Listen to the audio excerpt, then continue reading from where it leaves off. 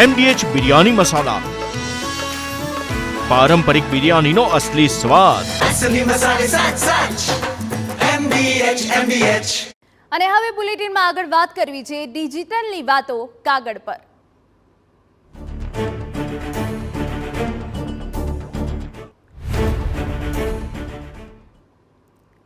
એક તરફ વડાપ્રધાન મોદી ડિજિટલ ઇન્ડિયાનું સપનું સેવી રહ્યા છે, પરંતુ લાગે છે કે અમદાવાદ મનપાના સત્તાધીશોને પીએમનું આ સપનું સાકાર કરવામાં જરા પણ રસ નથી.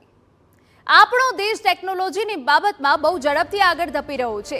રેકોર્ડ બ્રેક ડિજિટલ ટ્રાન્ઝેક્શન હોય કે પછી લેટેસ્ટ ડિજિટલ સિસ્ટમ હોય, બધું જ ડિજિટલ થઈ રહ્યું છે.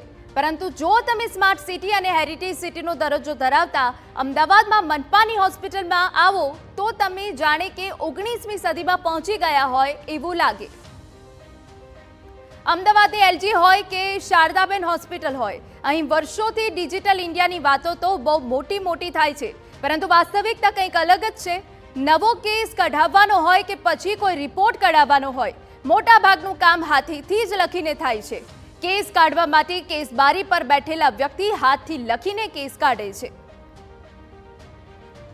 બીજી તરફ મોટા ભાગના રિપોર્ટ પણ મેન્યુઅલી જ લખવામાં આવે છે. બ્લડનો રિપોર્ટ હોય કે યુરિન રિપોર્ટ કે પછી હોય રેડિયોલોજી વિભાગનો રિપોર્ટ, ડિજિટલના દાવાઓ વચ્ચે દરેક રિપોર્ટ હાથેથી જ લખવામાં આવે છે. મહત્વનું છે કે વીએસ હોસ્પિટલમાં કેસ કાઢવા બાબતે પણ કૌભાંડ થયું હતું.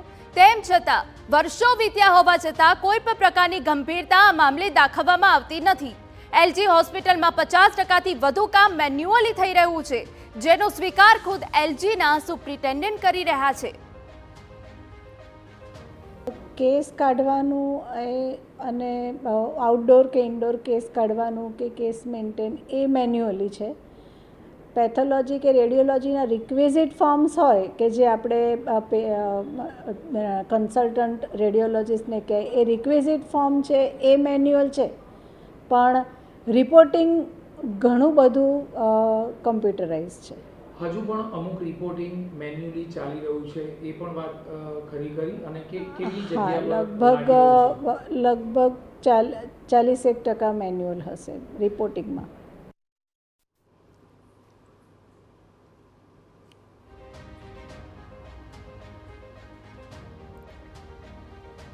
તો કેસ કાઢવો હોય કે પછી અન્ય કોઈ કામ બધું જ મેન્યુઅલી કરવામાં આવે છે.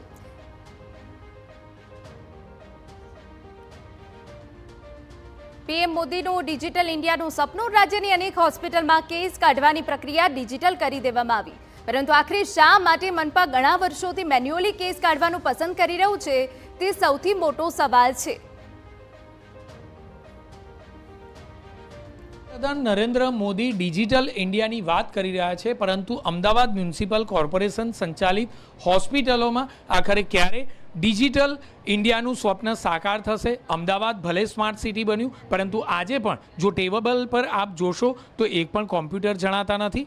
માત્ર જે કેસ છે તે મેન્યુઅલી કાઢવામાં આવી રહ્યા છે. આજે પણ લખીને જે કેસ કાઢવાની કામગીરી છે તે કરવામાં આવી રહી છે, જેમાં ભૂલ થવાની પણ કેટલેક અંશે શક્યતાઓ રહેતી હોય છે. નામમાં કેટલેક અંશે ભૂલ થાય તે પણ શક્યતાઓ રહેતી હોય છે. વડાપ્રધાનનું સ્વપ્ન સાકાર કરવા માટે જાણે કે અમદાવાદ મ્યુનિસિપલ કોર્પોરેશનને કોઈ પણ પ્રકારનો રસ ન હોય તે પ્રકારનું લાગી રહ્યું છે. કારણ કે વર્ષોથી જે રીતની પરંપરાગત રીતે જે રીતે કેસ કાઢવામાં આવતા હતા તે જ મેથડ આજે પણ ચાલુ છે. કોઈ પણ પ્રકારે ડિજિટલ રીતે કેસ કાઢવામાં આવે અથવા તો રિપોર્ટ આપવામાં આવે તે પ્રકારનું જણાતું નથી. હજુ પણ 40થી 50% કામગીરી મેન્યુઅલી કરવામાં આવતી હોવાનો દાવો સુપ્રિન્ટેન્ડન્ટ કરી રહ્યા છે. તો આખરે ડિજિટલ ઇન્ડિયાનું સ્વપ્ન સાકાર કેવી રીતે થશે? કેમેરામેન તૌસિફ મલિક સાથે જિગ્નેશ પટેલ, TV9 અમદાવાદ. હવે મનપા સંચાલિત શારદાબેન હોસ્પિટલના દ્રશ્યો જુઓ. અહીં પણ એલજી હોસ્પિટલ જેવી જ પરિસ્થિતિ છે. સૌથી મહત્વની વાત એ છે કે જો બ્લડ યુરિનના રિપોર્ટ કે પછી રેડિયોલોજી વિભાગના રિપોર્ટ હાથેથી લખવામાં આવે તો તેમાં ભૂલ થવાની શક્યતાઓ વધી જતી હોય છે, જેના કારણે સારવારમાં પણ કેટલીક વાર ફેરફાર થઈ જાય છે. શારદાબેન હોસ્પિટલમાં પણ 60%થી વધુ કામ મેન્યુઅલી કરવામાં આવે છે.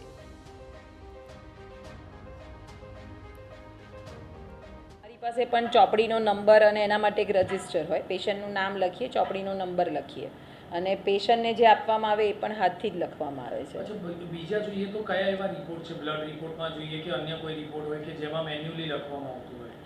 મેજોરિટી રિપોર્ટ તો પ્રિન્ટેડ જ જાય છે, જેમ કે CBC છે, પછી આપણા બધા જે સ્પેશિયલાઇઝ, કોઈક વાર ઇમરજન્સીમાં એવું થાય કારણ કે રેસિડન્ટને ઊભા લેવા જવું પડતું હોય તો, અને અમુક બીજા બાયોકેમિસ્ટ્રીના ઘણા બધા રિપોર્ટ છે, જેમ કે LFT છે, RFT છે, જે બધા લાંબા રિપોર્ટ છે, એ હજુ પણ મેન્યુઅલી લખવામાં આવે છે. એટલે હું તમને એવું કહી શકું કે 60% રિપોર્ટ જ મારા પ્રિન્ટેડ છે. એક તરફ પીએમ મોદી દેશને ડિજિટલ બનાવવા માંગે છે, પરંતુ વર્લ્ડ હેરિટેજ સિટીનો દરજ્જો ધરાવતો અમદાવાદ શહેર અને મનપાના સત્તાધીશો આખરે ક્યારે ડિજિટલ કામગીરીની ગંભીરતાથી લેશે તે એક સવાલ છે. વડાપ્રધાન નરેન્દ્ર મોદી ડિજિટલ ઇન્ડિયાની વાત કરી રહ્યા છે, પરંતુ અમદાવાદ મહાનગરપાલિકાના સત્તાધીશોને તમામ કામ હોસ્પિટલમાં ડિજિટલ થાય તેમાં શા માટે રસ નથી, તે સૌથી મોટો પ્રશ્ન છે.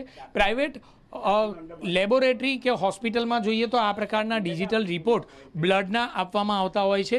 કોઈ પણ પ્રકારે જે લખાણ છે તે પેનથી લખવામાં આવતું નથી, એટલે કે તમામ પ્રકારના રિપોર્ટ ડિજિટલ આપવામાં આવતા હોય છે. તે પ્રાઇવેટ હોસ્પિટલ હોય કે લેબોરેટરી હોય, પરંતુ LG હોસ્પિટલની વાત કરવામાં આવે તો તમામ રિપોર્ટ મેન્યુઅલી પેનથી લખાયેલા હોય તે પ્રકારના જોવા મળી રહ્યા છે. કોઈપણ રીતે તેમાં ડિજિટલાઇઝેશન કરવામાં આવ્યું હોય તેવું જણાતું નથી. માત્ર ને માત્ર એક સિક્કો મારીને યુરિનના રિપોર્ટ દર્શાવવામાં આવ્યા છે કે આખરે જે પ્રમાણ છે તે કયા પ્રકારનું હોય છે તે પેનથી લખવામાં આવતું હોય છે.